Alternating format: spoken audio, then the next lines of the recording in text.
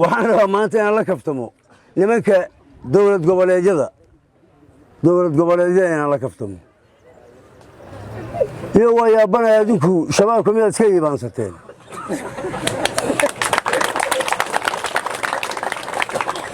maanta inaan saa idila hadlana laba arrimood baa sababaysa weligay dowlad goboleed sooma hadal qaadin anugu dowlad goboleedka Hirshabeelle intiisa badan maanta waa xor inta dhimanna haddii alla idmo goordhow baa la isu furayaa isteedada kale inaan la hadlo dhowr arrimood baa maanta ii sababaysa aniga fakultigaygu waa gobernatore waxaan ka yimid degmada Batabaan oo dhinaca noord xigta waqooyi waxaan joogaa degmada Jalalaqsi oo dhinaca south-ka u xigta ama koonfur ninkii maanta lagu daawado biri waa ku daawo doonaa haddii alla idmo hadda baan idiin sheegaynaa muddo ayaa Soomaaliya ku yimid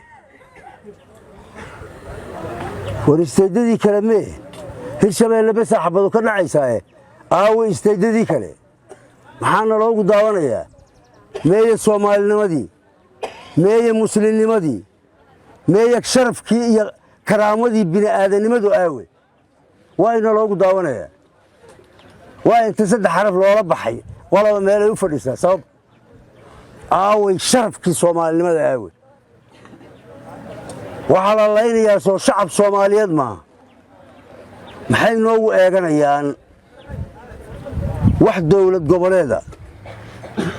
inkastayna kuwan Soomaaliya la isku dhihi jiray aysan ahayn nimankaas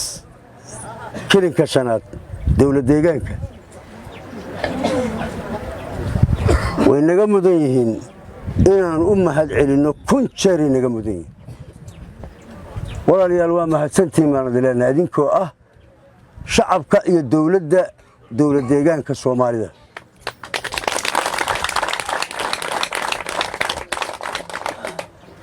waxaa kaloo inaan u mahad celinno naga mudan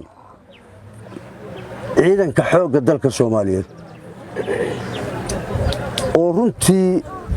qadarta alla ka sokay sababay guulaha aan gaarnay inaan gaarno sabab u ah waa u mahad celinaynaa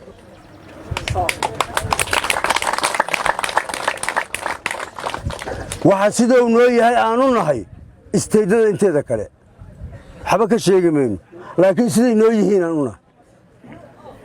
siday noo yihiin ayaanu u nahay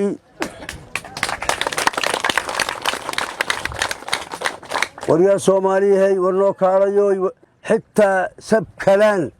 si qabiilnimo waa u hadalnay meediya wax noo shanqarana waan weyn sidaad noo tihiin baanu idin hayno dadkii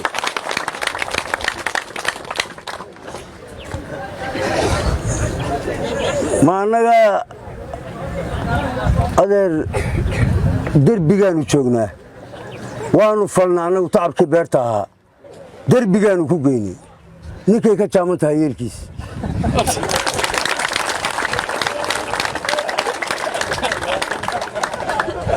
noo kaaleen muddo niri Soomaalinimaan u hadalnay si ka sii hoosisaan u hadalnay wax walbaanu habar wacannay